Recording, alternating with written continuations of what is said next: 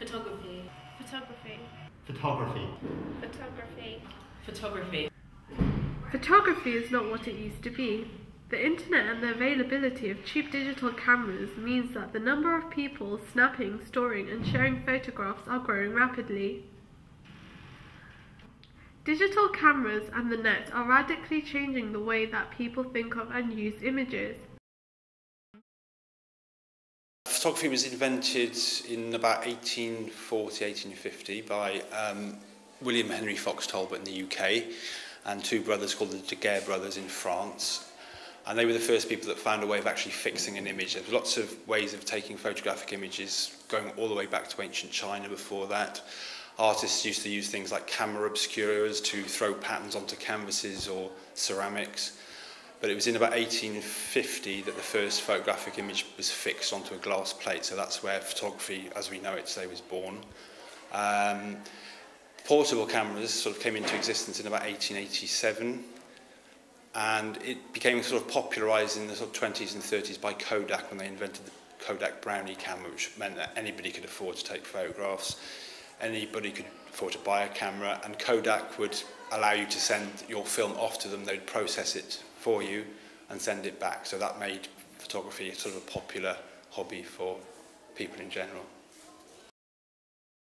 I think photography has changed a lot in the past 10 years because of the introduction of digital photography. It's gone through phases in its very early days when it was studio-based because cameras were very large, lenses were very poor quality, photographic plates were made out of glass, so it's very difficult for photographers to carry this kind of thing around, and you couldn't take fast photographs anyway. The next big thing was portable cameras, which allowed people to take them as part of their family histories, which we've just talked about. But really, in the past 10 years, digital photography has come up, and photography has now changed a lot. Well, there's been a lot of technological advances in photography, like the digital SLR has just completely overtaken analog SLR, and it's got the same, it's like these days there's just so much detail in a photograph, and things like Photoshop are just, they're amazing. Like, that's the way that you can manipulate a photo so much. I think photography is used everywhere really, like billboards, posters, even on the underground, like the advertising that you see is photography. Like television, that's aspect of photography really, but it's moving. And yeah, it's just everywhere you see. So whether you like it or not, you're constantly influenced by photography, and it will always have a place in society to influence. I don't think analogue photography is going to become obsolete in the foreseeable future, and for about 20 years I've heard people saying it will be because of digital, and it hasn't happened.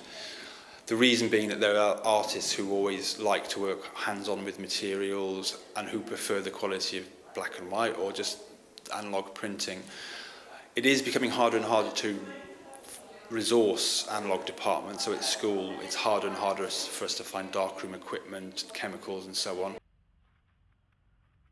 Analogue photography, like as a whole, I don't think it will become obsolete. Like the photographers who use it at the moment obviously use it because they feel that it's the better form. When a photographer takes a picture using analogue, like you develop the film yourself and then print it yourself, and then that way there's a certain connection between the photographer and the photograph. But then again, as far as like industry is concerned, like fashion photography, I don't think there is a place for analogue anymore. I think it's all about digital, just purely for convenience. And also these days in magazines where everything is retouched and photoshopped, like digital is the way to go basically from now on, I'd say.